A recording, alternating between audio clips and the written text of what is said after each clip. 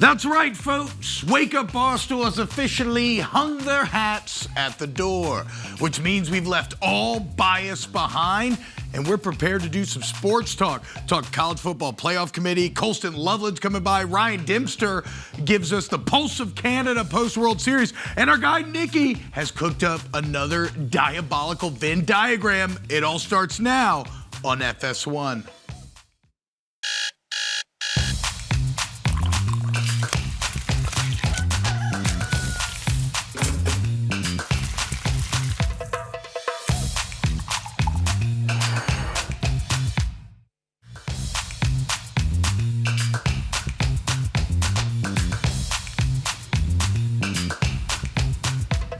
What's happening, guys? What's going on? Tuesday, Wake Up Barstool. T-Bob, Big Cat, Eddie, Nicky, and the data man himself, Steven Cheah, all here in studio. We got Monday Night Football to talk. We got a great show to get to today, guys. Thank you all for being willing to leave bias at the door and engage in some objectively true sports talk. I put my hat back on. Bias is back. Oh, no. Big time. Oh, yeah. Crap, dude. Yeah. I mean, that's how it works. Yeah. If you have the hat on, you can't separate it. What was that video? I know what we just did, but what were they What are we wearing? parodying? I thought they were wearing all the same hat. No, so they Had their team hat? That's actually a good question. I didn't dive. My mic didn't work. Yeah, so Dan, sorry, he was asking what the video was. So of course we're making fun of the College Football Playoff Committee. We get our first College Football Playoff rankings tonight. There we go. Which are very interesting, and well, I say very interesting. We're back. I feel like they've kind of gaslit me. Those into are being all- excited. That's It's all the same hat. That's all the same hat. That was That's in a what I'm box saying. right Yes. before. So, and just Look at in their case- hair. They weren't even wearing a hat. I was looking for it, and I was like, is there the team logo No, it's the on the CFP side? committee. No, I was saying, yeah, like, I understand it's a CFP logo, but, like, was there a customization on the side that I was Oh, I see. missing? No. These people are the worst. They are the absolute worst. They all don't watch college football. Every year they come out on a Tuesday in November, and they sit down, and they basically get a free buffet. That's what they're doing. They're going to a hotel to get a free buffet, which I'm not going to knock them because I would take that job too. Yeah, you're And mad then- you're not them. No, I absolutely, there's some jealousy in this. You're right, Eddie, but these people are the worst. Let like a half-drunk dude who's been sitting at the bar for way too long, let him on the committee where he has some takes that I want him to fire off. He's watched more ball than these people. Give us some ball knowers.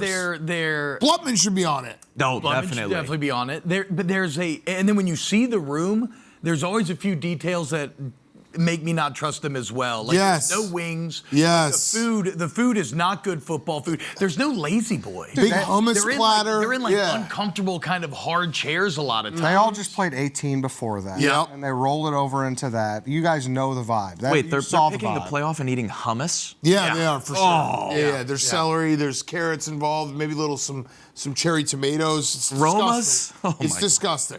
Now, the only thing that I do like about it is football is the I'm just thinking about like to get into the CFP committee, you need like a voice activation, but it's just a fart. Yeah, oh, yeah. And that's how we know that you're a real ball one. That's how we know you've just been sitting on the couch all day doing You need to nothing. rip just a nasty one at the door before you're allowed in. That's what they need to leave at the Show door. your Saturday steps. That the only should be it. the only thing that I do like about it, and you might appreciate this, I'm not sure, but football is the king of dumb performative metaphors. Oh, yeah. Right? Like, what was the old big cats or fat cats get slain back in the day with the Pigs stuffed go to animals, slaughter, the yeah. blood everywhere, or the Mississippi State coach Jackie Sherrill back in the day castrated a bull Yeah. before the Texas game in front of his team. So I kind of like how performative it is, but yeah, it's really dumb. Yeah. It's really dumb. Does it help? Like, didn't a coach bury a hatchet once? Oh, yeah, no, that does help. Yeah. That would get you fired up? Yeah. You wouldn't be like, why aren't we practicing? When I mean, who did it? Well, Hugh Freeze, who just got fired, he did it. He did a funeral for himself, where he faked his own death, I think, and had everyone, all his players showed up. Sperano buried a football. But like, Gotta bury a football. There's like team excursions where they're like, we're taking them down into a coal mine to see what they're playing for. Yeah. Go Hell practice. No, I like those. Coach Boone took me to Gettysburg. In high school, before our biggest game we ever had against our main rival, our coaches washed our feet as like a Jesus metaphor. Dude, those men need arrested. I mean, like, a servant. It's a weird headspace to be in. I'm like amped up, adrenaline, trying to get ready to fight, and Somebody's there's my washing your linebacker toesies. coach washing my toes. Yeah. And it felt good. I remember doing a tribal thing at one point. Like, our coach did that. There is this kind of thing. Yeah, obviously there's performance, but these people are not. They're not coaches. These though. people are not coaches. Yeah. These people are not playing the games. They're deciding the fate of the college football playoff, which I understand it's not very hard to do now that there's 12 teams. We're going to be deciding between a 10-2 team and a 9-3 team. But still, I just don't. It is partial jealousy. But I think you just need like the biggest like degenerate losers who watch too much football on this committee, not people who are golfing, who are wearing nice Q-zips, who are shaking hands, who are part of, a school system or an AD somewhere. No. Give me a guy who is who's barely staying awake for the Hawaii game, but he's staying awake. These people aren't. Not a single pair of sweatpants walked into No, Can't trust exactly. them. All right, you know who we can trust? The Carolina Panthers. And our guy, Carolina Mike. We got Mike on, but first, check out this video. There is no greater video on the internet right now showing why the Carolina Panthers are having the most fun in the NFL. What's up, y'all? I got a question. Y'all ready to support these Carolina Panthers as they keep pounding against these Green Bay Packers? Yeah.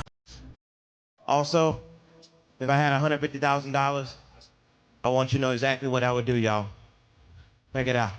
Spend $150,000 on a football team. Wait a minute, that's not enough to buy a team. Spend $150,000 on a tricked out Porsche. Wait, what? Minnesota, it snows too much. Yo, me a tennis court outside my house. But that HOA is gonna make me tear it down. Might give me some Panthers season ticks. Just might put a tiny home in the mix. I get some Reese's peanut butter cups. Heck no, I ain't saying I'm a Yeah, there it is. Our guy, Carolina Mike.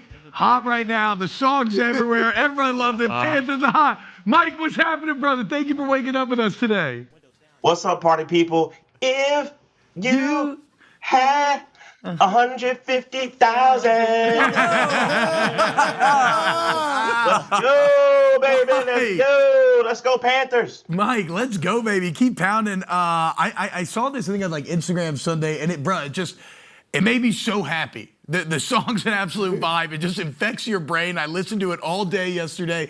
But talk to me about being a Panthers fan right now, man, because things look dark.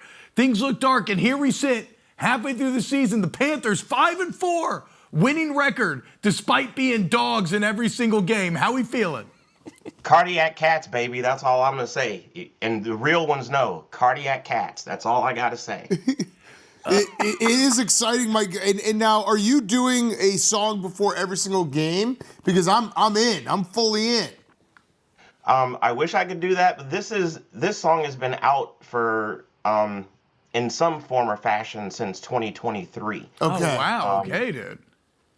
Things started popping in July, and the fans started asking, where's the rest of the song? I was like, that is the rest of the song, because it only had one verse. And what you heard was the second verse that I added that my mentors told me I needed to add because the fans wanted more. Oh, I love it. Yeah, hell yeah. I saw the first verse last night, actually. It's fantastic as well. Not enough to buy a yacht. Mike, so this is not, though, is this your day job? How's this work? You're a super Panthers fan. You like music. Like, how does this all come together?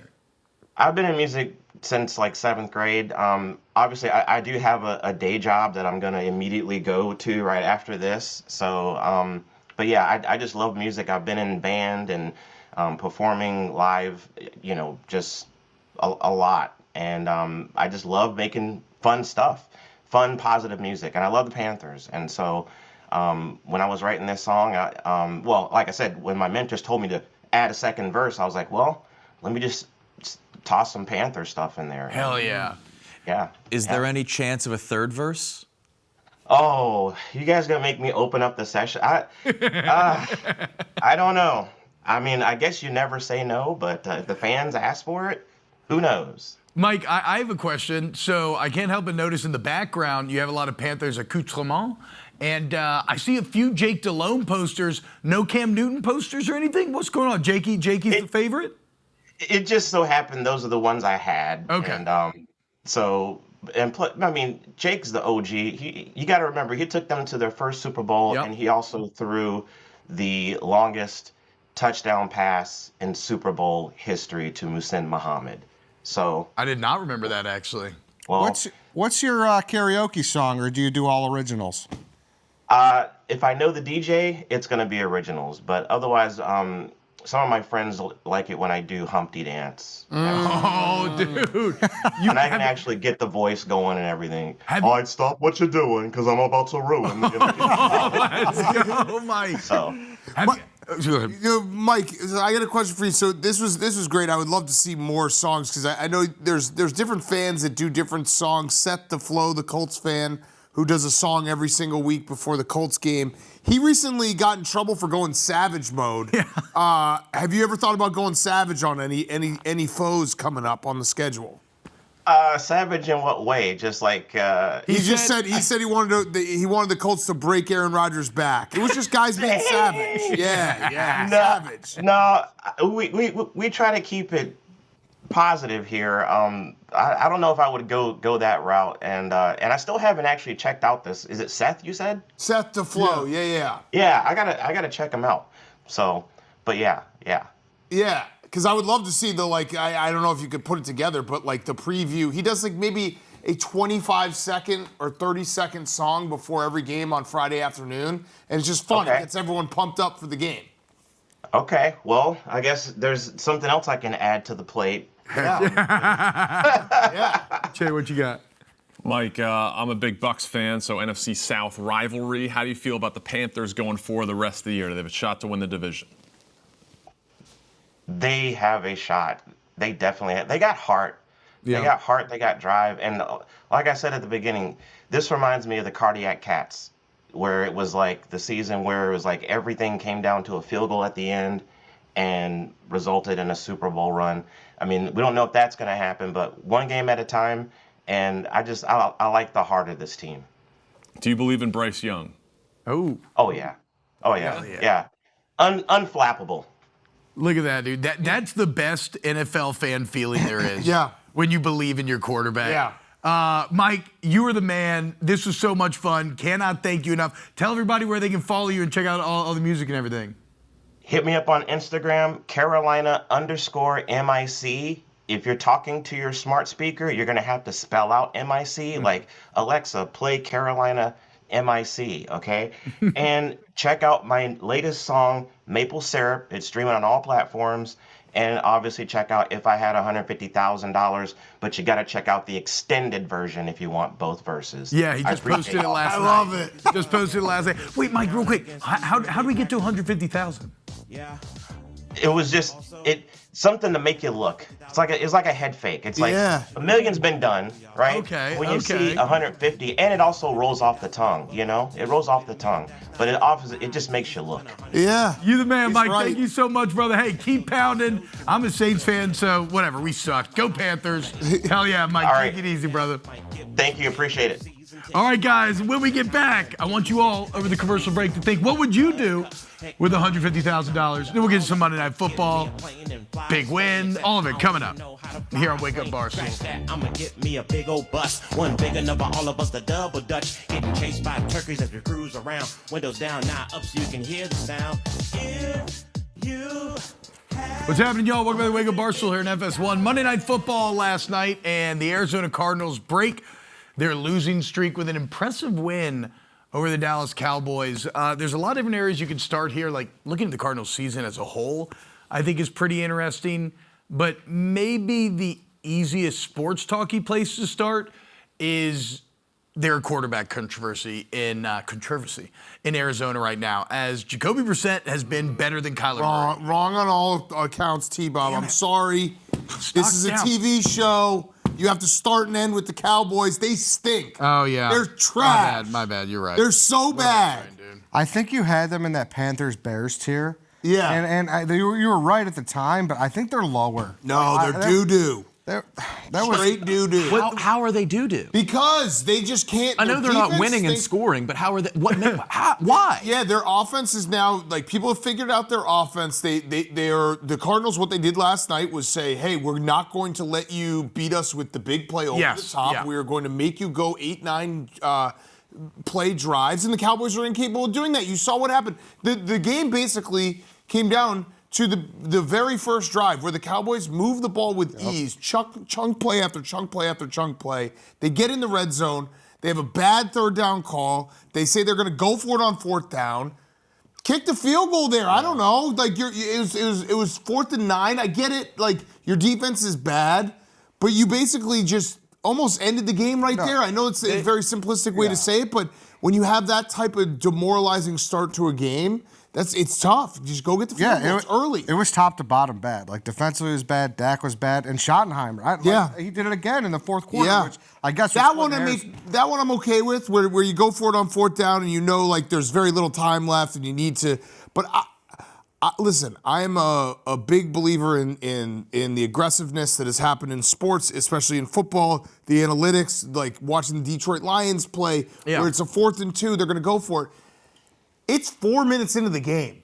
Just get a win for your offense and go see what you can do defensively against Jacoby Brissett. You're not playing Patrick Mahomes or Josh Allen. And no offense to Jacoby Brissett, but he looked like it though. Yeah, you know he did. But you don't know what he's going to look like. Go at least see what he's going to look like before you all of a sudden are being in this desperate mode of going for it. And it wasn't 4th and 1 on the 1. Totally. It was 4th and 8? It was 4th and goal on the 8. It's just frustrating. To your point on the game plan that Gannon put together, and I feel like the defensive game play was awesome, it actually goes back to what Greg Olson was talking about on here yesterday, which was some very, I thought, solid football insight where he was like, look, modern defensive theory is don't allow the big play, make them work for it down the field, and then once you get to the red zone, lock the hell in. Like in practice, do everything humanly possible to have your red zone defense as strong as it can possibly be. And that's what happened last night.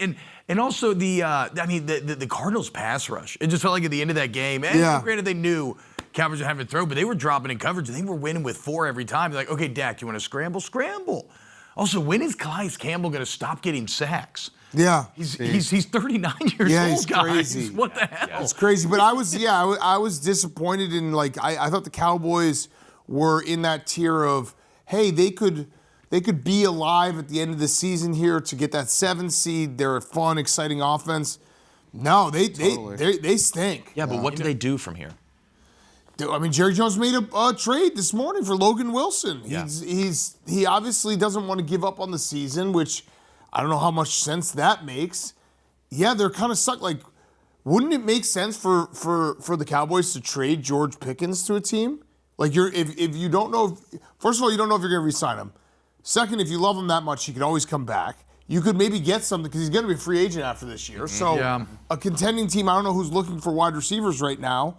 But yeah, let's see the rest of their schedules right up here. Oh my God, Eagles, Chiefs, Lions. I mean this team is they're dead. They're a 5-win team. They're a 6-win team. They might win a couple games down the stretch with what the Commanders and Giants look like right now. The defense is just so bad that it gives them no margin of error. But like the offense will give them a puncher's chance in some games, but if the offense doesn't have it that day or out game plan, they're just absolutely cooked. Like they can't win in multiple ways. Right, and I just the fumbles and it was gross. And yeah, credit to the Cardinals. I'm not a believer in the Cardinals. You know what that means? What? If the Cowboys aren't a playoff team, spot opens up, guys. No. I mean, what are we thinking here? They didn't have You should have heard Eddie. You missed what Eddie said he would do if the Bears don't make the playoffs. It was crazy. There's dude. no spot. You're The Cowboys aren't in there. No, listen, I never said anything. Okay, now you're right. I don't know how we were talking about the Cowboys, and I started with Jacoby. Yeah, you're trying to tease us. Kyler That's what you're teasing us. That's but okay. Back Did you to see that Will Smith won 6 World Series in a row? It's crazy. That is crazy. Crazy, dude. I was wondering why more people weren't talking about it. Okay, because that was I actually got too, so I felt bad for you. That was the lamest stat of all time. Yeah. I feel like 2 guys. They tricked me. 2 guys. It's mildly interesting. Anyway, it's the most common name imaginable. If it was a really crazy name, It was the lamest stat of all time because I thought when I saw it, I was like, oh my God, like there's been. I knew there was 2. I was like, there's multiple, like 4 or 5. No, it's 2 guys. It's like Mike Williams. I feel like there's been like 8 NFL players named Mike Williams in my life. Yes. Okay, as far as the Cardinals go, real quick, I know Cowboys are always the lead story, and I'm an idiot for trying to start with Cardinals, but like, America really needs to hear about the Cardinals. Like The Cardinals. It may actually. What did it for you? The oldest franchise in the NFL, Dan. Yeah. Well, you want to? I don't know if I could have chosen a worse franchise than the Cowboys do than the Cardinals. Do you want a crazy stat about the Cardinals? I do. And I don't know if this is actually true because I saw one tweet and I just took it as fact. Hell yeah. The Cardinals on Monday Night Football as a franchise are 4-10 overall. They're 4-0 against the Dallas Cowboys. All 4 of their wins are against the Dallas Cowboys. I know Kyler Murray was 8-0 or 9-0 in AT&T Stadium for whatever reason. So they only beat the Cowboys on Monday Night Football. Okay, so actually before we get to quarterback, then here's my question: the Cardinals, though, look at their losses. 16-15 to the Niners. Yeah. 23-20 to the Seahawks. Yeah. 31-27 to the Colts. 27-23 to the Packers. They had the Titans loss, which is awful. Yeah, I don't want to take away from my point here. The point is, like, are they kind of good? Maybe they buried themselves because they just lost too many games, but like, that's the NFL elite for the most part. And if Jacoby Brissett is better than Kyler Murray, which statistically he is right now, like, I don't know, man. Now do the flip side. There are 3 wins. Okay, yeah. The Saints, the Panthers, the Cowboys. At their lowest, at the beginning. They're exactly where they should be. But if you disregard their 5 losses, no, they're exactly. They are not the worst team in the league. they're right where the Cardinals should. Yeah, they should be right. They're the only team in the NFC with a losing record and a positive net point difference. See, they're pretty good. No, they just keep losing. They find ways to lose. That's actually the definition of a bad football team. Yeah. They swapped spots with the Cowboys in this tier. Yeah. That's all they did. Yeah, exactly. Yeah. Well, Cardinals win, beat the Cowboys. How about it, though? Thinking playoffs Chicago Bears fans are after a massive win on Sunday. Colston Loveland, we'll talk to him later, the hero I won't be here for that. of the game. Bears beat the Bengals 47-42. Guys, mental health check when Joe Flacco took the lead with like under a minute to go. Bad. That had to be a. But this is another case now where I'm sure at that moment you're thinking, same old crap. Here we go again. Mm-hmm. Second time this year, maybe third time that the Bears have flipped the script. Winning games that we're not supposed to win, although we were supposed to win this game. I am not going to be here for the Colston Loveland interview. I will watch. I want to meet him. We have had Tucker Kraft and Jake Ferguson on this show. We've had 2 tight ends. Yeah. I'm not doing that. I think I'm the reason. Well, I'm not going to do that. Yeah, that's a little scary. Don't you agree? I'll sit literally outside this door. I did think about Tucker. Maybe I'll just text you the questions. Yeah, I did think about it. But yeah, no, the Bears, that game was chaos. It was a nightmare. I thought the season was over because that did feel like if we had lost that game, the season was going to be over. Yeah. It was going to go into a nosedive and everything was going to fall apart. But this is the difference. Ben Johnson. It's Ben Johnson's Bears. The culture's different. This team doesn't give up. This team has some resiliency, has some guts to it. You know, Caleb made an incredible throw to Colston Loveland for the game winner. The defense is bad. I'm not going to delude myself and say they're a good team or a playoff team, but what they are is a team that doesn't quit anymore, and I have ultimate trust in Ben Johnson. I was thinking about it last night. Too. I was talking to a friend, and it was like, you're so much more reasonable about the Bears this year and Caleb Williams. I was like, it's 100% because of Ben Johnson. Yeah. I think he is a elite coach. I think he is going to hopefully be coaching the Bears for a very long time, and his vision, his path will take the Bears to a good place. So there's a calmness to me in that whatever he does, I'm following. Yeah, like it shouldn't have gotten to that point, but that's your typical track meet game. Like whoever's got the ball last is going to win. Which I know the Bengals had it last, but there's just not enough time. Yeah, it did look like for a second that it was going to be a comfortable win, and then kind of. Yeah, Tremaine Edmonds returns that interception. You thought the game was over. Yeah, and they call it back. Does it ease your mind to have the Eddie Farrar guarantee? Yeah, so what'd you say before? No, I did not say anything. He said he told me the punishment if they don't make the playoffs. Don't chase the ball. We don't want to spoil You know it yet. better than chasing the The ball. Bears' back half of the schedule is going to be an absolute gauntlet. Yeah. But if they can win on Sunday against the Giants, they're 6-3. The gauntlet. Yeah, like for bigger the defense. takeaway, the Bengals are really bad. Oh, they're trash. Well, yeah, the defense has got awful. The defense has missed 96 tackles now, which is like most in the league by like 30. Which look at the Colston Loveland play. But Joe Flacco's kind of awesome. Like the receiver. Oh, yeah. Like the conversation that immediately leads into like, how do we feel about Burrow now? That you have Flacco coming in and like kicking ass with these two receivers. It's not a. I mean, it's. He it's can't not stay a, healthy. You can't. It's not a crazy thing. Joe Flacco looks great. You could then say Jake Browning looked bad. How did Jake Browning not look better than this? But yeah, it's the Bengals are just. Their defense is so bad. First time I think since like 1960 the team lost back-to-back games scoring 38 plus. Yeah. It's really hard to do that. To lose a game scoring 38 plus. There was, I think in this game, a third of the plays that were snapped on offense on both sides combined were 10 plus yards. A third. Like that's not football. That's 7-on-7. I just don't know where the franchise goes. Like they're seemingly going to waste an all-time quarterback and wide receiver. I hate that, and I love Joe Burrow, but it's just when he said the window is me. Ever since then, it's not been great. Well, God, Flacco ended up with 470. That's crazy. Yeah. Bears get turnovers, though. We'll see. We'll see where the Bears end up going. Hey, way to get off the mat, Chicago, though. It would have been real easy after the Ravens game, after that late touchdown to give up. And I loved Ben Johnson's speech in the locker room after the game. Yeah, he's the best. Don't apologize, guys. You know, He 5 stole wins. that from White Sox Dave. 5 wins, guys. Yeah.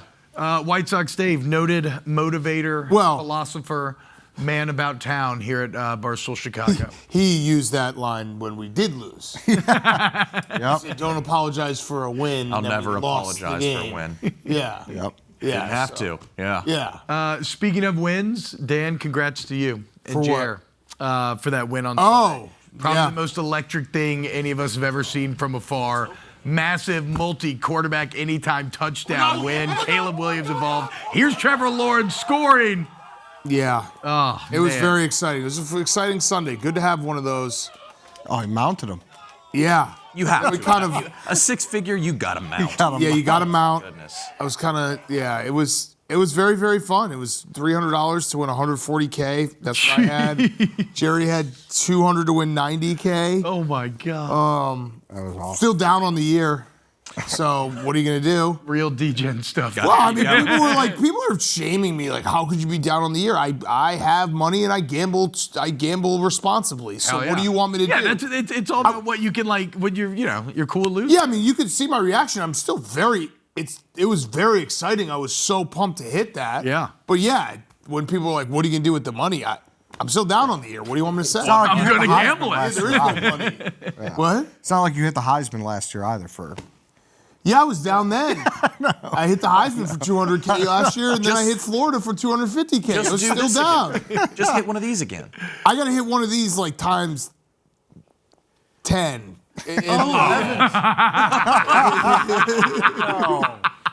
All right, when we get back here on Wake Up Barstool, we once again dive into Nicky's brain, a most interesting place. As if you're wondering what's going on with these college football coaches, Nick's got your back with another Venn diagram coming up next. What's happening, y'all? Welcome back. Wake Up Barstool here on a Tuesday FS1. And Nicky has once again spent all night crafting a helpful Venn diagram for those who are looking to maybe understand some things we're talking about. This time, Nicky, this has to do with college football coaches. Yeah, so you guys are always talking about the coaching carousel hot seat. I don't pay attention to college football as much. My team is rebuilding. Yeah. It's not a fun year to pay attention. A big win this weekend, though. Huge win this weekend. First away win against a ranked opponent since like 2018. Let's go. Anyways. Wow. Houston beat him up, too. Yes, love it. Anyways, I made a little cheat sheet for myself when you guys are talking about these coaches, so I could kind of pop this out and I can pretend to be in the conversation. Okay. So if anybody else is like me, here's a cheat sheet to. We go in order this time because I don't know if there is any order, man. Okay. Where are we starting? You can start wherever you want. Ways to throw Ways rock to in a throw to creek. Rock Creek. Yeah, Beamer and Skipper. Okay. And then there's New and New with a K. Yup. Not. Barry Odom and Jopa. Okay. Yeah. Harbaugh not coming back. Jopa's also not. Yeah, Saban's. Yeah. I think Saban's done. Wrecked Yeah. the Hogs in Arkansas. Yeah. Petrino. He wrecked his hog in Arkansas. Yeah. Okay, yeah. Oh, wow. Petrino at the center of Wreck the Hogs in Arkansas and got tired of their Ole Miss. Got tired of their old miss. As did Belichick. Belichick. Oh, wow. Look, Belichick's in 3 circles. here. Belichick's in double D's. Got tired of their Ole Miss. And Happy Nut in 20 in 20. Wow. Yeah. Okay, yep. Ryan. That's great. Yeah. Okay, hold on. Keep going. Wait, what is that's Jed Fisher double D's? Okay. Yeah, he just has 2 D's in his name. Yep. That one wasn't much of a thinker. It's lost to Mustangs or Stallions. Yeah, SMU or Michigan had beaten those guys. Okay. Sucks in big games is James Franklin and Kirby.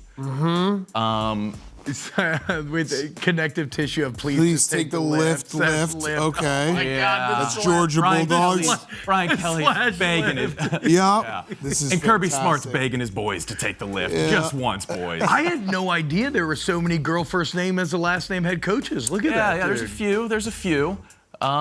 Yeah, man. Girl first name is last Presidents name. whose job ended because of their head. That's Bill, John, and Lincoln. Okay. Yep. This is good. Thanks. Yeah. And so this was just, I made this just to keep up with you boys.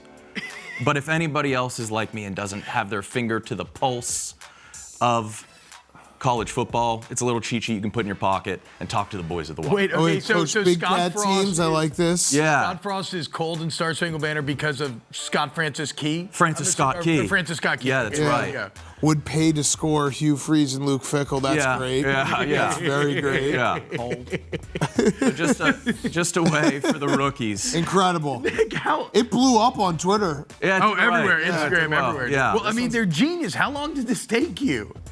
I mean, there's a lot of reaches in this, man. Bro, but still, I'm saying you're taking a lot of disparate elements and finding ways you bridge the gap. It's fun. It's very good. When you made this, which one made you chuckle the most? Lift. That's what started it all. Oh, I like Happy Nut in 24. Yeah. That's yeah, my favorite thank you. personally. Yeah.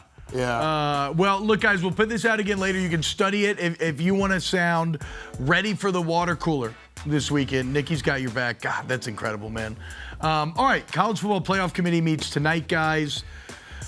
So I am deeper in the college football weeds than most. Pretty much for years, I guess it's kind of been like my thing.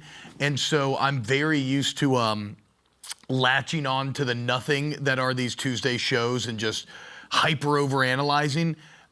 What's kind of a more normal person's perspective on this? Like, do y'all care? Are you just calling us losers? And you're. What was that question? I'm asking. I care so much about sports.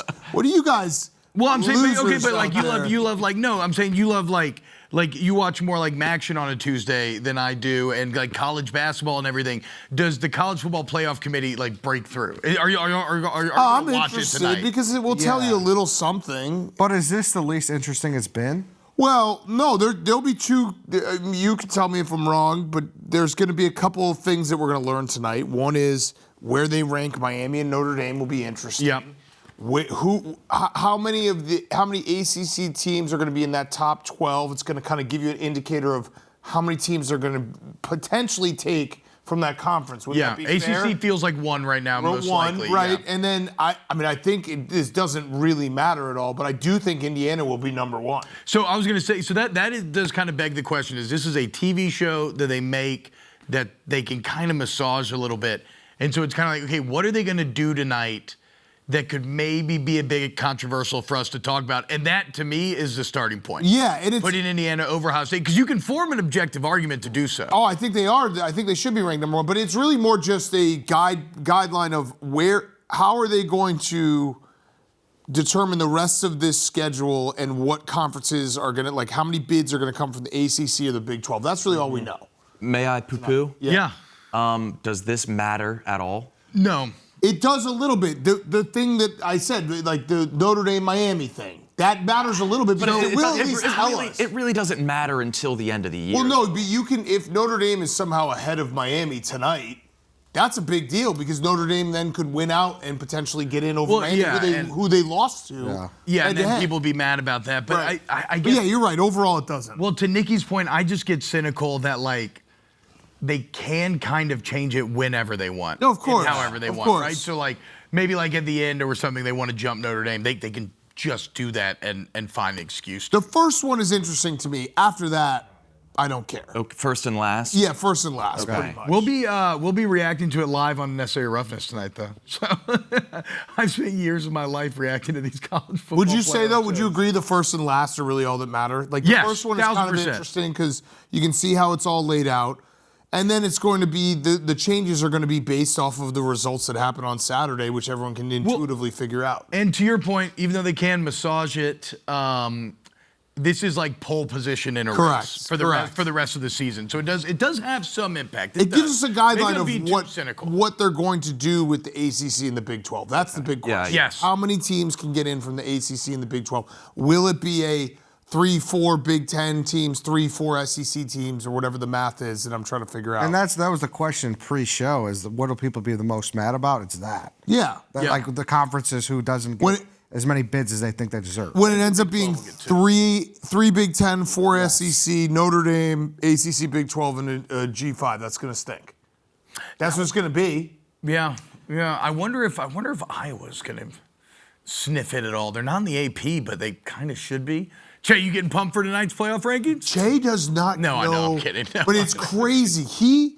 Last night, he finally realized that YouTube TV and ESPN were at feud. Wait, dude, I was kind of shocked by that as well. I mean, I'd seen the hubbub about it and that it was a thing, but anything that makes me click a bunch of stuff and sign up, I'm kind of out on. But then last night, I legitimately couldn't watch the game. I have Hulu, I have ESPN Plus. Yeah. Why am I was locked out? You have Disney Plus? I don't know. Yeah, I do have Disney Plus. I have them all. Yeah. All right, guys, when we get back, we're thinking Super Bowl, okay? And we're going to go around drafting teams that are going to win the Super Bowl. So don't go anywhere. More Wake Up Barstool and FS1. What's up, guys? So we're halfway through the NFL season. So we're going to take the temperature here. We're going to draft some Super Bowl teams we think are capable of winning the Super Bowl now that we have a bit of data to sift through. And let's start with our resident data scientist. Of course, that is Mr. Steven Cheah. Data's absolutely red hot right now, guys. Trust it fully and wholly. Oh, my gosh. Cheah, okay, you have 1-1. Pick 1-1. Team that's going to win the Super Bowl. Oh. What are you going to do, dude? And hey, this is what we should do right now. So you hung your hat at the door. Don't forget. So we each get 3 picks. Yep. And I think that if you win the Super Bowl, then we'll go out to the Gale Street Inn. It's coming back. And the other 4 guys will pay for the 5th guy who wins the Super Bowl. Oh, hell yeah, dude. Perfect. Yeah. I'm going Chiefs. I gotta go Chiefs. I know they just lost to the Bills, so the pedigree is there. They're gonna be in the playoffs. Not a real Bucs fan. I don't want to mess with Patrick Mahomes in January and February. Give me the Chiefs. 1-1. All right. Okay. Nikki, you're up. I will take the team that just beat the Chiefs. Certainly they won't get their heart broken again in the playoffs. Give me Buffalo. Yeah, so right now, Josh Allen, Pat Mahomes' regular season, Allen is 5-1. Yeah. And outplays him every time. Doesn't matter. And then it's 0-4 in the playoffs. Doesn't matter. You know what that means? He's due. He's due. Overdue. He's overdue, Yeah. in fact. Better than due. Okay, so we got Bills and Chiefs already off the board. Eddie, who you got? Oh. They're coming off a loss, but I don't care. I'm taking the Lions. Oh, okay. I still love the Lions. I have my number 1 team now. Oh. Yeah, I would have taken this 1-1. Los Angeles Rams. Okay. I think they are awesome. They're quiet, which is good. They're quiet. Their defense is so good. Devontae Adams and Matthew Stafford are now on the same page. Like him as a red zone threat. Matthew Stafford is 21 touchdowns, 2 interceptions. The only 3 guys who have gone 8 games to start the season with 20+ touchdowns and 2 or less interceptions are Tom Brady, Aaron Rodgers, and Patrick Mahomes. And 2 of those guys, it was during their MVP seasons. he's been out of this world good, and their defense is really good too. Dude, Brady and they have a great coach, so I love the Rams. He's I think playing the for Rams, Hall of Fame. It's a great this year, pick. too. I think. Already a Hall of Famer, and I told everyone that 5 years ago, and I was right. That was one of the most correct takes I've ever had. Does one Super Bowl get it for you? Oh, absolutely. Yeah, if you have his stats, the one checks the box. That 5 years ago, I was like, he's going to be a Hall of Famer, and everyone Is he pushed playing back. for first ballot? I looked at his stats. His stats are going to be like out of control. I said all he needed was one deep run in the Stats playoffs. are going to be really inflated, though. I don't care. Okay. Yeah, fair point. I love that. I love inflation's real. Yeah, you're right. Guess okay. what? $100 today is not the same as $100 20 years ago. You're right. I'll go with I'm gonna go with the Eagles then. I want this dinner. I want to try to win this dinner. Maybe wouldn't have been my 1-1, but I'm completely cool with that getting at this point. Are we doing this snake style? Do I pick Yeah. another? All right, they give me the Packers. Eagles, Packers. Let's go, baby. Great. I'm excited because I didn't want to have the Packers. I actually do think that the Seahawks are very much a live bet for the Super Bowl. They're really, really good. Now, the question with the Seahawks is, will Sam Darnold turn back into a pumpkin? I also believe Sam Darnold. I was believing in Sam Darnold 3-4 years ago. It's probably the only clip in Pardon My Take history that has aged perfectly. I don't know if you guys are aware of this clip. It was 2021-ish, and PFT said that he still believed in Baker Mayfield, and I was like, I'll go one crazier. I still believe in Sam Darnold. Damn, the only time we've boys. ever been right. So we have to just post it every Gotta day. hang on to it. But I'll take the Seahawks. I think their defense is good. Justin Smith-Njigba is the best wide receiver this season in the NFL. Well, I do think the NFC is deeper. I think the AFC is more top heavy. So I'm going to go with the Bucks. Great Knocking pick. back. Great pick, That's a Ed. real fan. That's a real fan. I wasn't going to let it happen. Yeah. All right, Nikki, what you got? Give me the Denver Broncos. It's a good pick. God, Good Bo pick. Nix. It's the what do I deep-end say? Sean Payton. It's not sexy by No. any means. And will it happen? Nah. 6 in a row. They've won 6 in a row. They're really good in the fourth quarter. Yeah. I don't know what it is. Bo Nix is just a way better, more evolved Tim Tebow. I like that. Yeah, he's on the Tebow spectrum Of just- but he's just like max potential Tebow. Yeah, when Tebow Mania was happening, it was bad for 3 quarters. Then Tebow would be like, "Oh yeah, I'm Tim Tebow." Yeah. Bo Nix got a little of that in him. Yeah. Quicker Jay, what do we release. got? I'm going with Lamar Jackson and the Ravens. Yeah, that's love a it, good one. Steve. Dude, have you seen their upcoming schedule? Yeah. They've had to rattle off some wins here. Yep. Ravens look like they are Lamar's fine. healthy. Big win against Miami, obviously kind of a tomato can type team, but they're going to get on a roll. And then the next team I'm going to pick is the Colts. They're just a complete team. Yeah, that was yeah. a little disrespectful for us that we went 2 rounds without picking the Colts. Yep. Yeah, it just still shows everybody's kind of belief that at the end of the day that maybe Dan turns back into a pumpkin. You know, the same thing that you saw with Sam Darnold last season. But I do love the Colts. And the still. AFC, it's just Mahomes. Yeah. Yeah. Yeah.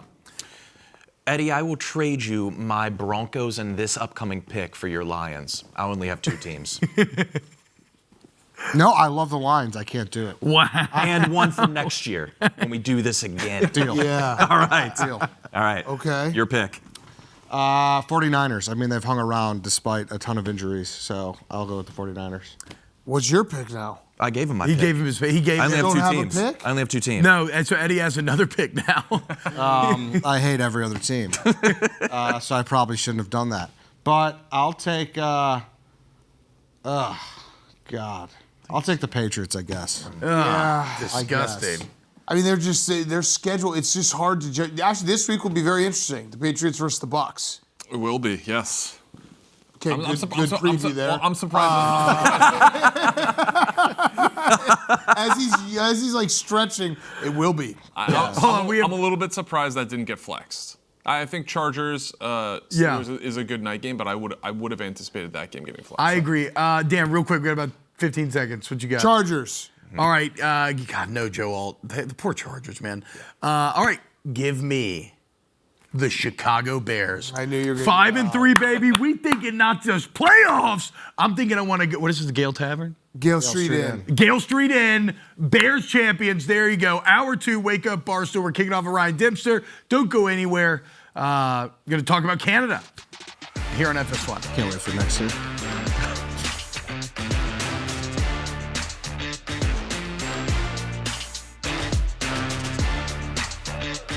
What's happening, guys? Welcome back to Wake Up Barstool here on FS1. This is hour 2. Me, Big Cat, Eddie, Nikki, Steven Cheah. Cheah, maybe you'll have some insight here.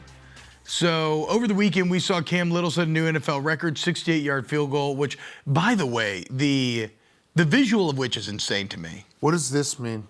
Stretching. Oh, stretching. So We're stretching, We're waiting okay. on Dempster, so we're gonna vamp. Yeah, this was vamping. this. Yeah. You went like this. I was like, what are we doing? There's something else you could do for stretching. I'm glad you did. Yeah. Talk about them thick Don't touch women. it. I'm sick of the K-balls. I think it's crazy, man. The kicks are going too long. I feel like an old man yelling at a cloud. But 68 yards.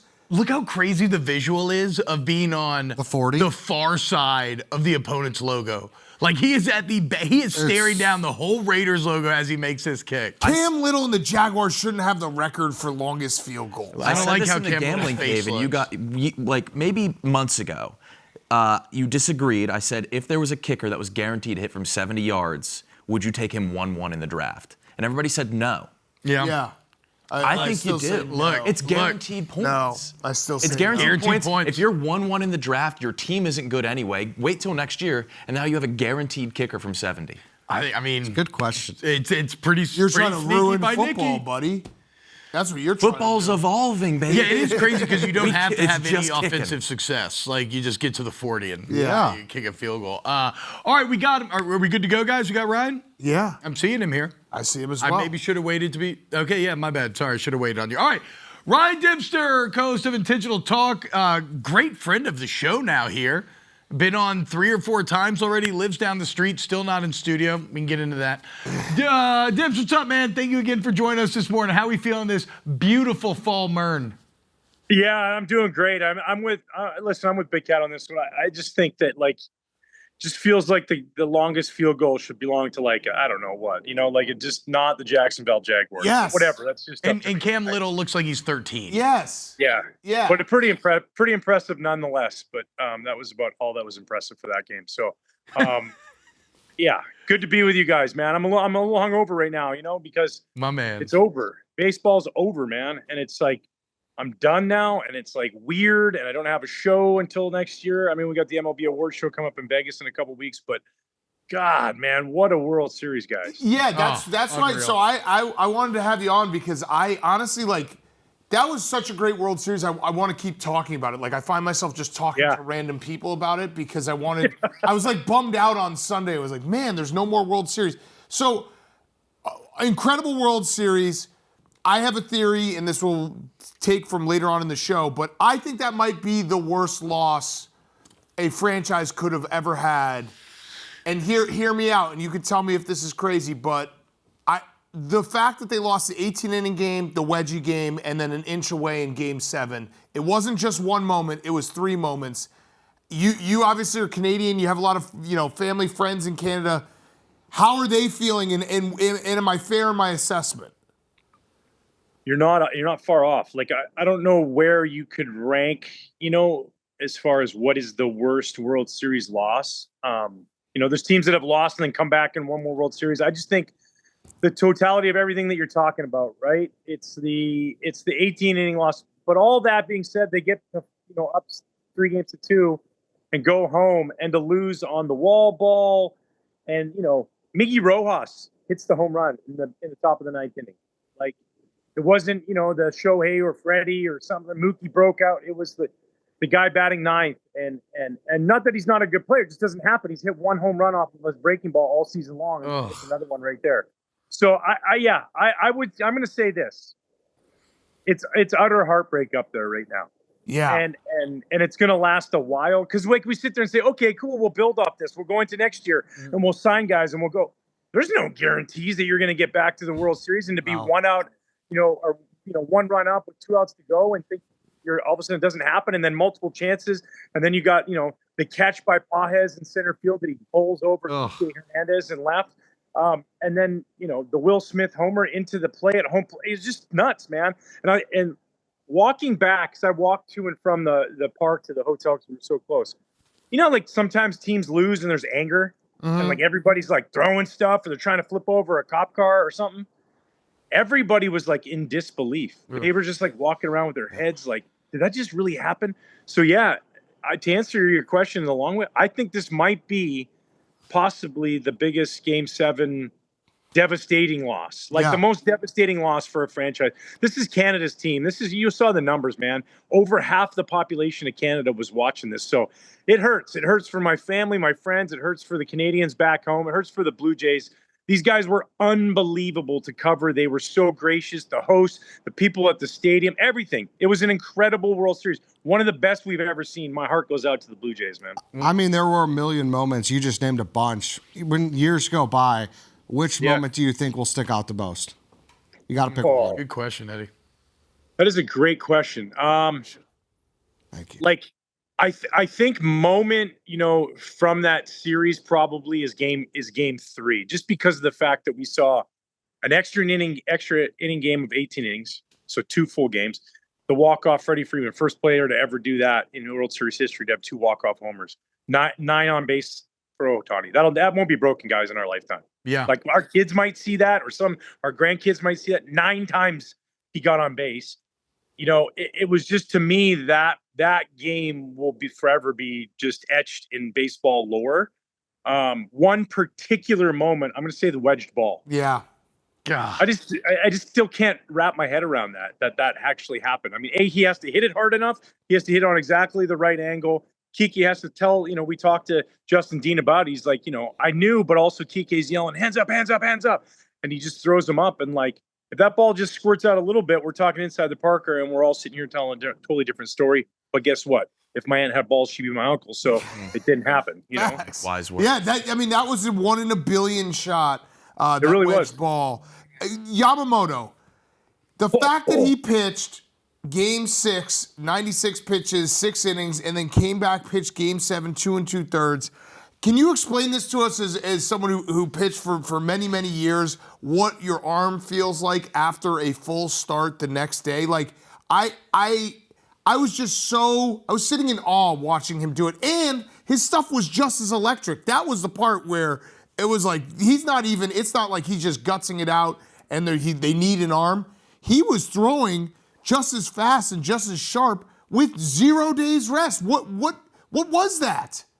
Yeah, it's a weird thing that happens when your body has the ability to do that, right? Like, I looked like this guy wholeheartedly deserves the MVP without a question. Won 3 games in the World Series, first time since Randy Johnson in 2001.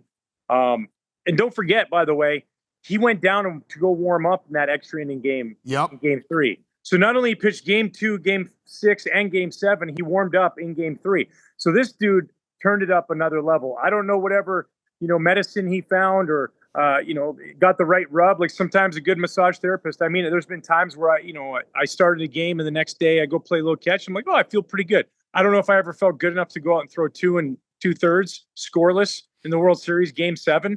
But he clearly found his way. So this guy knows his body very well. We've seen all the stretching stuff he does. He's got as strong as core as anybody in baseball. His ability to kind of use his legs and whole body and not just his arm, I think that plays a huge part into why he's able to do that. But, I mean, one for the ages. Absolutely unbelievable to go out there and do what he did. And these guys are champions, man. As much as, you want to sit there and feel bad for the Blue Jays, you got to give some love to the Dodgers. Those guys, they continued to fight and showed that, it's like you knock Holyfield down in the second and the fourth, he's still going to get up and punch you and, eventually win the fight. And that's exactly what they did. But Yoshinobu Yamamoto is unbelievable, dude. There's a reason, like, none of us knew it. He got $325 million coming from Japan. And we're like, what? Who's this guy? Why this? What? Huh? Guess what? Since he's come over, they've won 2 World Series. So money well spent. Yeah, and he won them. He won them this World Series. By the way, I just want it on the record. If I were on a World Series roster and I pitched Game 6 and was asked to pitch Game 7, I would. So I just want that out there. Perfect. Noted. I will let Jed and the team know with the Cubs that you are available to do that. Yes. Sam, breaking news as we sit here, the Cubs lefty starter Shota Imanaga is a free agent. The team rejected their option to extend his contract to a 5th year. He declined the player option as well. Wow. Thoughts? Yeah. shocked, yeah, a little bit. Completely surprised, not necessarily. If you get to a point where you have a guy on your team that you don't trust to pitch in a playoff game, Yep. then and especially in a must-win game, I think that there's probably some evaluations going on there as this stuff shortens up a little bit. The league gets to know him a little bit more. That being said, he was pretty darn good and a huge reason why you were there in the playoffs. And they're going to have to replace that arm. I'm sure they'll look into that. But yeah, that's shocking news. A lot of free agents out there. A lot of guys opting out of deals and becoming free agents. And for this one, the Cubs letting them go, obviously they felt like they might want to go a different direction. Yeah, I love Shota. He's been great at times, but you're spot on when you're facing a Game 5 in Milwaukee and your quote-unquote number 2 starter isn't pitching and he's on regular rest. That's a problem. Yeah. I also am hoping, and you can tell me if this is crazy, Dem, but like I'm getting to a point where I'm watching the World Series and I'm watching the Dodgers and Blue Jays play, and they just roll guy after guy after guy who's throwing 100 miles an hour. And the Cubs don't have that right now. You know what I mean? They have a couple guys who have that power arm to them, and Justin Steele will be back. But like Shota was not a power arm. He was not throwing 100 miles an hour. And it feels like baseball's in a place now where if you don't have at least a handful of guys on your roster that can throw 100, you're putting yourself at a huge disadvantage when it comes to playoff baseball. Yeah, I agree with that statement wholeheartedly. I think just the hitters just get better as you get deeper into the playoffs. So if you want to win the thing, you got to have velocity in your bullpen and in your rotation. There's a big difference between 90 and 93 or 94, right? Like we saw that with Bieber and Scherzer. They're not throwing 100, but they're throwing 94 to 96. Like there's velocity there. That allows your spin to play a little bit better, and the difference in your change of speeds between your changeup or your split and your fastball. But you do need velocity. High leverage arms are super important out of your rotation too. If you don't have an absolutely filthy secondary pitch, it's pretty vital. We're seeing that velocity plays. These guys hit the cage nonstop, man. They got these pitching machines that look like the pitcher's throwing to them, and so they are locked in on anybody's heater at any given time. And when father time starts to take over and your velocity isn't quite there, I don't know, maybe there's a way that they restructure a deal and sign Shota back. But at the same time, I think what you got to do is chase elite pitching. We get so caught up in the offseason of who are we going to go sign? What position player? Like right now, Kyle Schwarber, Alex Bregman, these guys are all out there. Cool. Awesome. I love both those guys, and I want them on my team. But at the end of the day, there's plenty of teams sitting at home right now who never played in the postseason with stud position players on their team. The teams with the good pitching are the ones. Look who rolled out in Game 7. Each team almost started every one of their starting pitchers. Yeah. You need good pitching. I don't know how many times you guys say it, and then there's teams like, I don't know, I don't want to go to a 7th year for the pitcher, because he could get hurt. Cool. Enjoy the tee times in October. Yeah. You got to have pitching. It says it every single season. We sit there and watch it. Depth, the ability to rest a starter. That's why the Dodgers are there, because they had depth in their rotation. Cool, all their position players. They didn't rake all year. They struggled at times. And pitching at the end, when they were able to do whatever they did to make sure their guys were healthy. That's why they go keep Glass now. They have 7 starters. Yeah. That's what you need. Yeah. You need 6 or 7 if you're going to go all the way. Bottom line. The Dodgers hit 203 in the World Series, and you're exactly right. Look who they used in Game 7. They used every single pitcher they used was a starter, converted starter. Like Wrobleski was he was a starter to start the year. Like all these guys were starters at some point, and they basically didn't touch their bullpen. They're like, no, we have our best starters. Wrobleski, by the way, wasn't throwing 92, 93. He's throwing 97 to 99. Exactly. You're either and in the rotation, cool. You could have a Max Scherzer. You could have a Shane Bieber. Why? And I know that they don't want to count this, but experience come postseason time actually plays huge dividends. And when you have those guys, your heart, dude. I'm a broadcaster, former player, walking into the stadium, and the minute I walk in the stadium, my heart rate goes up just a little bit. Mm-hmm. Then I get out on the field, it goes up a little bit more. And all of a sudden, the game starts, and you're like, whoa, man. Oh, this is awesome. The adrenaline starts pumping.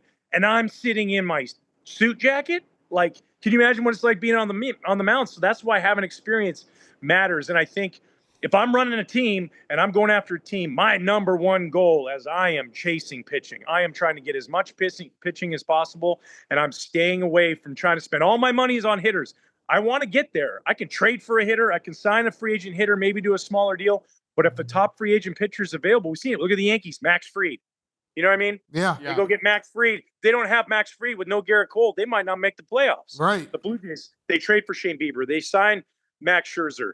You know, they're not afraid to bring up Yasevich. Oh, we started his clock. Who cares? You got to Game 7 of the World Series. Like, you need pitching. It should be the number one focus. It should be how we develop people in the minor leagues. Stop having them throw 80 pitches in the minor leagues. Have them throw 110.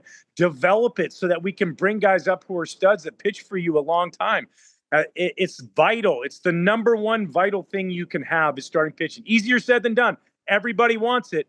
But the teams that aren't afraid to pull the trigger and go a little bit higher, where that's one more year or a little bit extra money, those are the teams that are going to benefit. Because if you're going to sit there and patch it together with like, well, we got this guy and we really like his peripheral numbers, you know, last year in AAA, and we feel like, okay, cool, awesome, nice. Yeah, you're going to finish in third place. Good luck. Yeah. Hell yes, dude. That's what Dempster's the absolute best. Ryan, thank you so much again. What a celebration of baseball this World Series was. And now we'll see what the fallout will be over the offseason. But Ryan, you the man. Can I say one thing? Yeah, go. I want to say this right now. LA, you were awesome. You were incredible. And I'm not talking about the teams. Both teams were unbelievable, and both teams were champions. And the fact that one of the teams had to lose, that sucks. Yeah. And heartbreaks. But the city, it was great. The stadium, you guys were awesome people. Thanks for all the hospitality. The people of Toronto, to all the people up there that are watching this, you guys were the most gracious World Series hosts I've ever been a part of that. I'm not just saying that because I'm Canadian. The way you treated our entire staff, all the people on the field, the smiles on your faces, the fans were unbelievable. You guys were first class. I know that's a small consolation prize to not win the World Series. But if every place and every city ran it the way that the Blue Jays do, this undoubtedly would be the greatest game in the world. You guys were fabulous. Thank you so much from the bottom of our hearts to the network, to everybody that went to that ballpark, man. Absolutely phenomenal job in Toronto. First class all the way. Hell yeah, man. I love it. Dimps, that was awesome, man. Yeah. Well, thank you again for joining us, and we'll be talking to you soon because it's going to be a tumultuous offseason for sure. Yeah, absolutely, guys. Enjoy the rest of the football season. I know that's what we got going now, and college basketball just started, so bear down, Arizona. Yes. All right, there we go, baby. Ryan Dempster, absolute legend. Gets me fired up every time we talk to him. See you guys. All right, more Wake Up Barstool coming up around the corner. Don't go anywhere.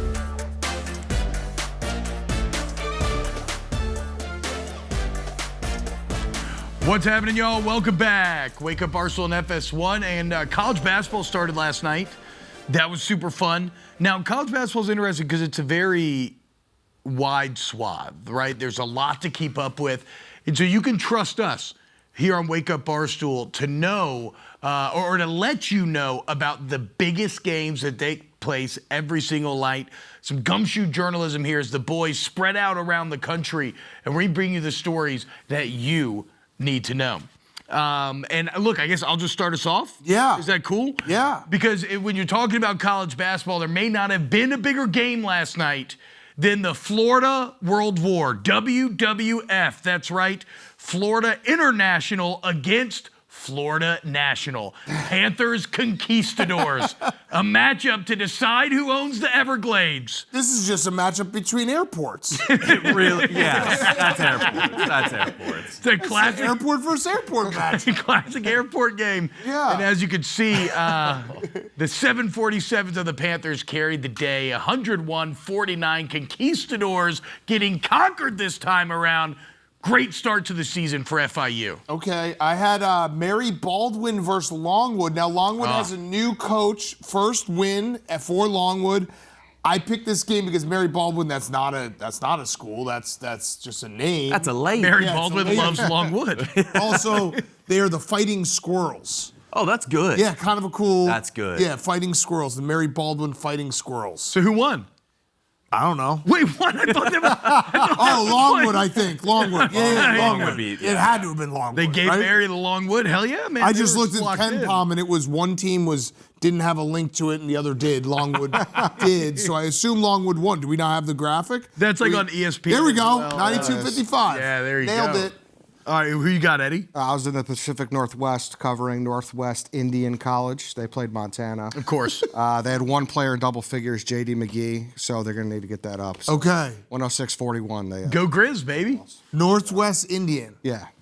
It's like almost a tease where you're like, because you think college basketball, you think Indiana. You're like, wait, is it Indiana? So Nope. did I. I thought it Yeah. was a typo at first. I looked it up. It's like pretty much the most northwest you can get on the map outside of Alaska. Okay. I didn't know you could say that anymore.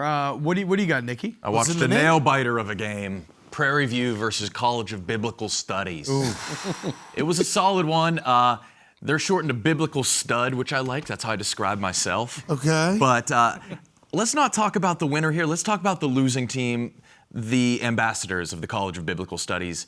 Because, yeah, they got blown out, but they just joined Division II last year. Their women's team, their first game against Grambling State ever in Division II. Yeah. The final score was 115-18. So they are on the up and up as a program. Hell yeah. Wow. Look at that. They put Wait, up. is a biblical studies ambassador just an evangelist? I believe it probably Right? is. I mean, It probably that is. would make sense. They're in Houston, Texas. Shout out to the theologians. Good party school. So you're saying the women's team lost 108 to 19? Yes. But that was their first game in Division II. So as a program, they're scoring more points. They're on the up and up. Nice. Let's go, dude. All right, Che, who you got? Let me take you to South Carolina, where the College of Charleston wanted to schedule a little cupcake game, play a D2 Tuscaloosa, a team that played 13 guys, double-digit minutes. All 15 guys on the team took a shot. They lost 58-79, but in the second half, 38-38. Pretty good. So shout out to That is. They won the second half. Tuscaloosa. That's just, yeah. Tuscaloosa. The Charleston Cougars, they have a guy, Chol Machat, makes Wemby look like a sumo wrestler. This guy is 7 feet tall, 190 pounds. Wow. Whoa. Yeah. Damn. Put up 14 and 10, sophomore. I mean, this is all Shout out fun and Cole games Machado. until an incarnate word comes and actually wins. And Yeah. Yeah. We'll show you. So I mean, there were some bigger games yesterday as well. Stephen Pearl and Auburn got off to a not so good start. If you remember Auburn, Bruce Pearl retiring out of nowhere in a wonderful nepotistic twist, retires at a time where he kind of has the screws to Auburn. He says, wait, just make my son the head coach, right? Yeah, hell yeah. Well, in the first game, they went to OT against Bethune-Cookman. Win's a win. They fouled a player at half court to even set up the free throws to go to OT. He's like a defensive specialist, we were told. 95-90. They win. You can't go to OT against a school that has a hyphen in the name. That's the one That's a rule. really good- That's my one rule. Yeah. It's a loss if they have a hyphen in their name. They go to OT. Arizona looked good, though. I watched that whole game. Arizona looked good. They beat Florida, defending national champions. That was a fun game. Yeah. And BYU also looks good. Koa Pete's a beast for sure. 30 points for him last night in that game. Sorry, Nicky Smokes. Did y'all He see? doesn't care. Did you see the? He's been popping off on Twitter. Yeah, but he's doing the old Seinfeld bets where he's like, he's betting his ex-girlfriend like, hey, if Florida loses this game, you got to kiss me. Yeah, but if they win, I have to kiss you. Yeah, right.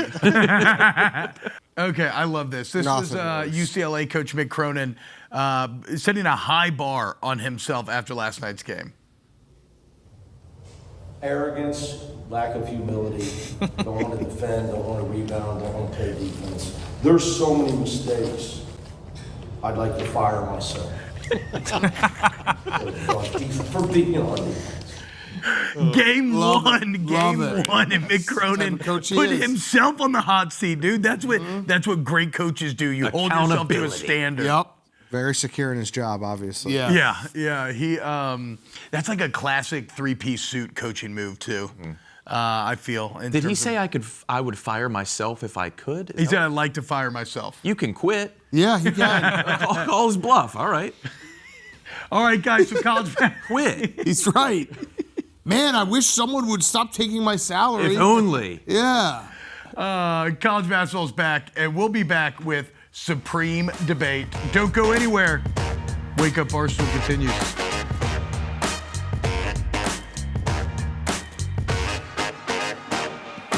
What's up, guys? Welcome back. Wake Up Barstool. Every single Tuesday on this show, we have the conversations that nobody else is willing to, okay? Because we're not big sports media. We can do what we want. So it's once again time to engage in some Supreme Debate. All right, and Blind Wheel says, Eddie, start us off today. What do we got? Yeah, I think Dan Quinn should have to dislocate his elbow in front of the whole team. Yeah, okay. I like this. Eye for an eye, right? Yeah. He has to. Yes, he has to do it. Win the fan base back. I would like Tibbs to also tear his ACL for what he did to Derrick Rose. Yep. And I think this should become a theme. If you play your guys when they don't need to be in the game, you should have to take the same injury. I love this. So there should be a like meter that hits that like we're officially in junk time, garbage time. And if one of your guys gets hurt, you have to get the exact same injury. Correct. Now, is this like, I think in a legal setting, talking about pornography back in the day, somebody said, I can't define it, but I know it when I see it. Do we need hard codified garbage time rules, or is this just we know it when we see it, and then we execute on I just want you to know when you elbow? see it, that was the definition of garbage time for the Commanders. And on top of that, you had Jaden Daniels with no wide receivers running the ball all night. Yeah. You can't expect a player to stop playing the way they play. You have to do the right thing and take that out of the situation, take him out of the situation. Insane that he let him in If you were a Commanders fan, would that make you feel better? Yeah. Yeah? If I saw it all twist and pop the other way, yes. What if you had the opportunity to do it yourself? Yeah. They should do a 50-50 raffle. They should do a raffle, and that money goes towards the team. Yeah.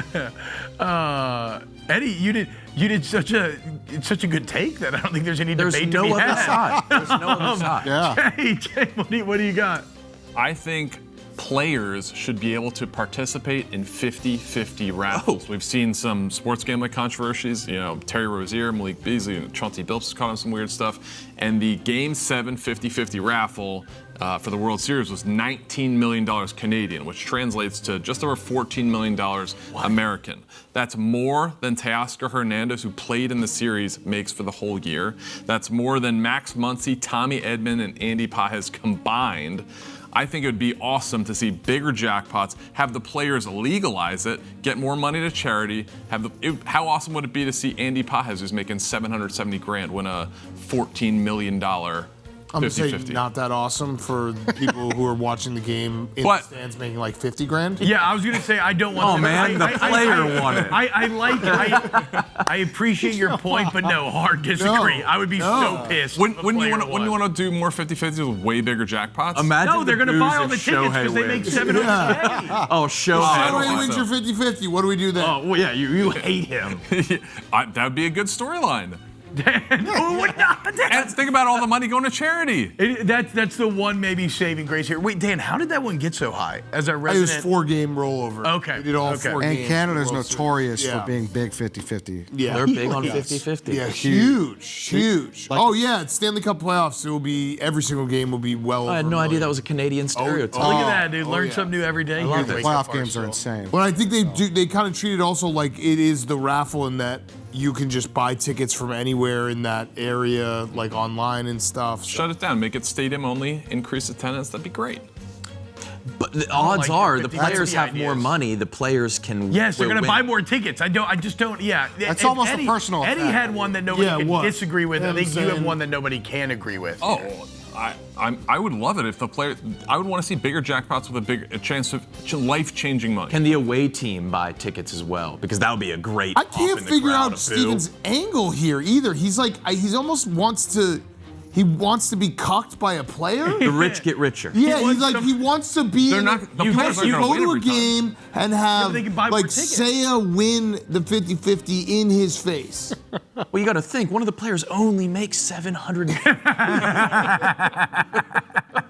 Bigger jackpots for fans would be more exciting, and it would be electric to see the raffle actually announced, and everybody's looking at their ticket. All right, It'd be Nikki, fun. what you got, man? Who says no to this trade? The Chiefs trade their entire team to Cleveland, Cleveland gives up their first and second round picks for the next 45 years. What are the odds the Chiefs win it again? You know, winning a Super Bowl is hard. They've already done it with this team. If you're a real fan, the Chiefs want this. Yeah, what has Cleveland ever done with the draft? It gives Cleveland a chance to win a Super Bowl, and the Chiefs, who have already done it with that team, boring. I love this. A chance to win forever. Well, like you have to take this deal if you're the Chiefs. You have to. Right? It's kind of no question. But the Browns should do it as well. I think this is the most fair trade possible. What if we bumped it down to 15 years? No deal. No deal? I want my grandchildren to be watching winning Chiefs football. It's a great deal. I think there are rules against it, but who cares? Against trading the entire team to Cleveland? No, you can't trade. You can't trade a certain amount of picks in the future. Oh, really? But Yeah, I could be like a little handshake. Could, yeah. Who? Yeah, but we'll get you later. I don't think either team bats an eye. They say, let's do it. And as a fan of each side, you can't be mad. Yeah, I think they put that rule. We'd have to look it up, but I'm pretty sure it's just these rich billionaires are really dumb rule.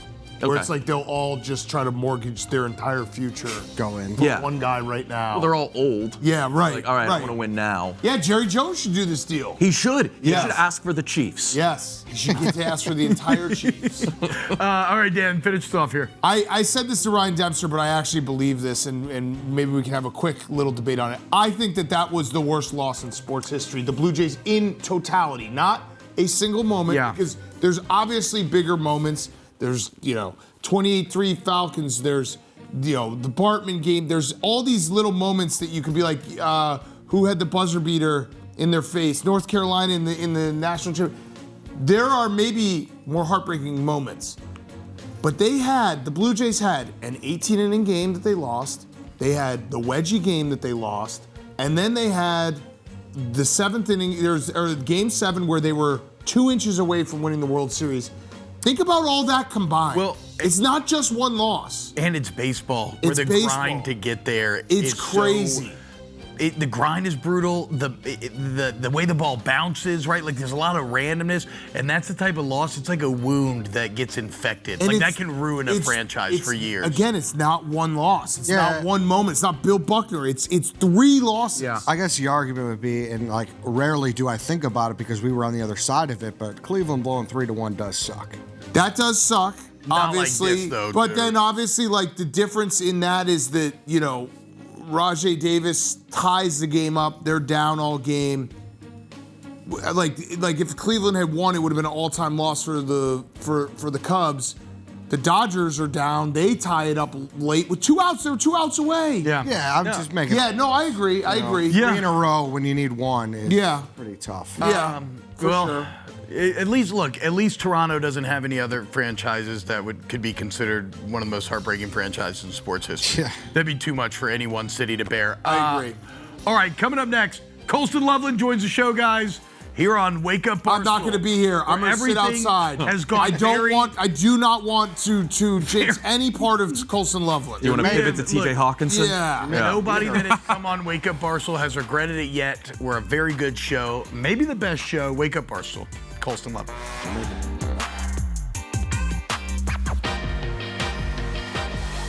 What's up, guys? Welcome back here on Wake Up Barstool. As you can see, Big Cat has left the building. Miniville out there are saying there's a curse with Wake Up Barstool. That's not true. That's not true. And we're going to prove that it's not true with our guy, Colston Loveland, joining the show right now. Bears hero of Sunday. Colston, what's up, brother? How we doing today, man? How you feeling? Hey, I'm doing well. Appreciate it. Thanks for having me on the show, man. I appreciate it. Thank you for joining us. Let's start with Sunday. Just an unreal play. And look, I mean, I'll speak for you on the coach speak front. Like, yeah, it should have been closed out. It should have come down to that. But what's entering your head? What's going through your head when y'all take the field for that final possession? What's going on in there? Yeah, it was pretty poised. Like the huddle was pretty poised. Caleb and the O-line, they were keeping everyone. We're in a good situation where we had like 50 seconds with a timeout, so like plenty of time. So just execute, and then 3rd and long. We were in a 3rd and long. Caleb got it with his feet. Huge play. And then there was like 23 seconds thinking, all right, hit the seam, get tackle, get down, whatever, clock hit, and let's end it with a field goal. When did you know that maybe this was going to have a chance? And I don't mean just like the run to the end zone, but even hitting the seam. Was it in the defensive look? Like, when did you know that you had a shot? Yeah, really, like once the play call happened, it was like, okay, there's already a shot. You know what I mean? Because based on coverage, you can adjust the route. But especially the coverage they played, it was what we were hunting. So, yeah, it was perfect. Do you think Chicago fans will be a little bit more quiet about your quarterback after that one? And was that the worst? I mean, was that like the most awkward question you've ever been asked? For people that don't know, he was asked that in front of Caleb post game. No! Yes. I mean, come on, that was crazy. Yeah. I don't know why he gets so much hate, man. I mean, he's just out here doing his job. So agreed. I'm a Bears fan. I agree with you. I don't even feel that way either. Feel like most of Chicago's behind him, behind you guys. Behind him. Yeah, exactly. Wipe that, Caleb. Well, and it's kind of interesting now, Colston, because this is a Bears team that y'all have had a season where it was like how it started, everybody was down, here we go again, and then y'all have proven to be resilient, starting to stack wins here. The post-game speech from Coach Johnson was awesome. Never apologize, 5 wins. How about it? What about Coach Johnson? Because we had the conversation earlier today here. He seems to have changed the culture. Now, I know he's all you've ever known in the NFL, but like, what is your interpretation, your feeling on what Coach Johnson brings to that locker room? Yeah, I mean, the energy he brings, like, first off, he's just so detailed in everything he does, and his scheduling, his coaching, but just how, like, the energy he has in team meetings. And, I mean, you see it in the post-game speeches. Like, you can just tell he's really passionate about it and he cares more than anyone. So it's easy to, keep behind a guy like that. And, like, the things he says and coaches, if we actually go out there and execute them, it works. So proof's in the pudding. We just gotta all buy in and continue to, get behind him and just do what he, him and the coaches set us out to do. Colston, I have a question. On the 58-yard touchdown end of the game, there's, probably 20 seconds. I think it ended with 17 seconds left when you crossed the end zone. You guys were down by 1 point at that time. I love what you did scoring. I think that's the ultimate play. But we have seen over the years some guys go down on the 1 or 2 yard line. Did that ever occur to you, or was that talked about in the huddle right before? Yeah, it was. I didn't lame. think about it. I didn't think about getting. Well, I mean, y'all had no timeouts at that point, right? Or was there still one left? Yeah, we don't have timeouts. We'd have had time to get down there and clock it and really put it away. But I think like a sure touchdown in this situation down, I think why not? Yeah, bro. When you bounce off the safety like that, let's just house it in the game. Our defense to stop them was 17 minutes or 17 seconds. Did you see Darnell Wright? Does he break out the cartwheel often? Did you see that in the film session? That was crazy.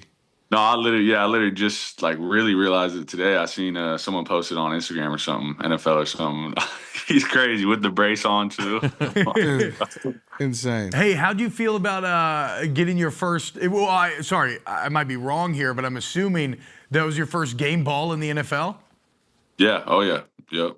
What was that like? What was that like experience-wise? Yeah, that was sick. Super sick. Yeah, never mad about getting a game ball, that's for sure. Like, yeah, that had a little speech. I don't think I really said nothing too much. Now, I don't know if you're a superstitious guy. Some of the Bears fans here, before the season started, they saw the new coach, they saw the roster, they guaranteed they promised playoffs. Do you like that confidence, or are you a little superstitious about that? Yeah, I mean, that's the goal. You know what I'm saying? That's what we're striving for and what we've been working for. But I think, it's just can't look too far ahead, especially in the league. Mm-hmm. And what's it been like, man? What's been the toughest part? What's been the toughest part about adjusting to the league from college? Yeah, I'd say it's pretty coming from Michigan. I think everything's all pretty similar. I think for sure, like the play speed and decision making. Especially of the like defense, they're moving a lot faster because they're just making quicker decisions and seeing things faster. So it kind of OTAs and camp, it was a good bridge for me, and even now just continue to get better. Still got a lot to improve on in all assets of my game, but I think just the play speed, and then the playbook. Like we had a pretty big playbook in Michigan, but this is a pretty hefty playbook for sure. It was also kind of a coming out party for rookies because Kyle Monunga had a big game too. He got the other game ball. Shout out 2-5, man. Dude, he's a bowling ball. Like has it been awesome? What a steal, dude. Real. I mean, we played Rutgers, I think 3 years in college, and every time it was like, man, he's a dude. Yeah. Mm-hmm. Caleb Williams posted a triple-double on Sunday. He had 280 passing, 53 rushing, and then also he got into the receiving game with 22 yards. Talk about that play. It was the Philly special play, but that play around the goal line. Did you guys know that was coming and like super excited when it was called? Yeah, we knew. We had it cooking for a little while. And right when we were down there, he called. It was like, okay, yeah. The Philly special, it either hits or it's not even close. Yeah. So, this one hit, and it was a great play call and great execution by everyone. And speaking of plays, like Cole got to throw a pass. Obviously, I hope our guy's doing well. But how jealous were you that he got to throw that pass? Do you want to get in there at some point? Man, you see, he put on a rope, laser. Mm-hmm. I was like, man, Cole's a stud, and he's feeling better. I'm talking to him, and he'll be back out there before you know it. Good. Colston, am I crazy, or did I read this crazy? Are you still 21 years old? Yeah, I am. Oh my God, dude! It was like yesterday you were at Gooding playing Jerome. I mean, golly. What do you know about Jerome? I hate those guys, man. you blanked them this year, though. 34-0 week 1. Wow, Colston. So I mean. That's like Tyler Shuck's like 27 and's a rookie. Like 21, that's about as young as you could possibly be in the league. How does that feel in the locker room? Did any of the guys give you any grief over that? Like, because now you're just surrounded by all these grown men professionals. Yeah, it's different for sure. People got families and wives and everything. But everyone's like, especially this locker room, everyone's just super cool. And it's not even like, you don't even think about age. We're all just, just enjoying the moment, enjoying being with each other. But yeah, it is crazy to think. I just turned 21 last April. But the man just got the ability to legally buy a beer, and then he got drafted 10th overall by the Chicago Bears. Dude. I'm not jealous at all, man. That's insane, Colston. Okay, speaking of your Wolverines, so it's an odd time right now. They're still pretty good. I don't know how we feeling about the Wolverines, where they're going, Ohio State. What we thinking? Yeah, I think they just got so much new on that team. And I tune in as much as I can, but obviously I'm not always super tapped into it. But they got dudes, man. They just gotta all just be aligned and come together. I think just with all the new faces and new people. I think Bryce is handling it really well. I mean, obviously he's got so much pressure on him in first year. Like I said, new offense, but he's been doing well, and I think he's just going to continue to keep getting better. But like we said, they just got to win out, and then that O State game, that anything can happen there. So win that, and then we're looking good. But they got a bye week this week, right? I believe so. Wait, actually, okay. So I was gonna lie and just say I believe so, but no, you're right. I do have. They do. They're to bye this week. Get them LBs back. Yeah. I feel it. Colston, what's going on with his finger here? It's kind of been the whole interview. We might need to do a little film review. That's all me, man. Why do you keep? No, I don't care, but I am curious. Why do you keep fingering the camera? Getting text. It's the. You told me to put it sideways. I'm normally not used to holding my phone sideways. He's adding stuff to the Viore shopping cart. That's right. I Viore, see. Hell yeah. Okay, well, Colston, you're the man. Maybe they have Northwestern this weekend, actually, my producers tell me, or 2 weeks. Oh, 2 okay, weeks, on the 15th, they got Northwestern. Yeah. There you go. Colston, you the man, bro. Congrats on Sunday. Keep kicking ass. And, good luck with having your entire life ahead of you. That sounds awesome. Yeah. Take it easy, brother. Go Bears. No, thank you, guys. Appreciate you for having me on. Yes. Absolutely, man. Sure. There he is. The hero of Midway. Do people say Midway? Can I say that? Is that a thing? Or Monsters of the Midway. Did I make that up? Okay. It's pretty old. Okay. Okay, never mind then. Forget I said anything. To be doing that at 21. I don't understand that. I don't know how I'd handle it. Pretty solid. Yeah? Yeah, you were doing stuff like that at 21. Yeah. You were making moves like that, Ed. Oh, yeah. What were you doing at that age? I think I was the president of the frat. We were going formals. Yeah. Not to brag. Yeah. President. Yeah, high achiever. Same thing. What, again, what date was the draft last year? Mid-April, right? Yeah, so was he 20 when he got drafted? End of April, so he had literally just gotten the legal ability to buy beer 2 to 3 weeks before he got drafted. So he had his first beer as a Chicago Bear, I'm sure. Yeah, I'm sure. Yeah, absolutely. Look, he's a premier athlete. Yeah. You can't be drinking illegal underage beers. All right, let's. So we have our NFL draft graphic made, guys. So here it is. This is whoever's team wins the Super Bowl. I threw a wrench in it for those boys. I'm sorry. we'll get a free meal from. That's right. Yes. Wait, hold on. Is this how the deal? Oh yeah, I was about to say, Nick, how'd you come out ahead? But I forgot about next year's pick. I think Nick has the Lions out of the Broncos, though. Yes. Okay. Yes, That's right. Okay, that's why. No, I was getting I gave the confused. boys hell in the booth. Yeah. I should have gave him a heads up. I was swapping picks. Yeah. So that's the only difference there. But whoever wins, the other 4 have to pay for him to feast at Gale Street Inn. Gale Street Inn. Yeah. All right. I kind of like. I like my picks here. I hate my picks. God, Jay, you got a strong grouping. Is that just a function of being first overall? Probably pretty top heavy. I mean, I like Eddie's group too.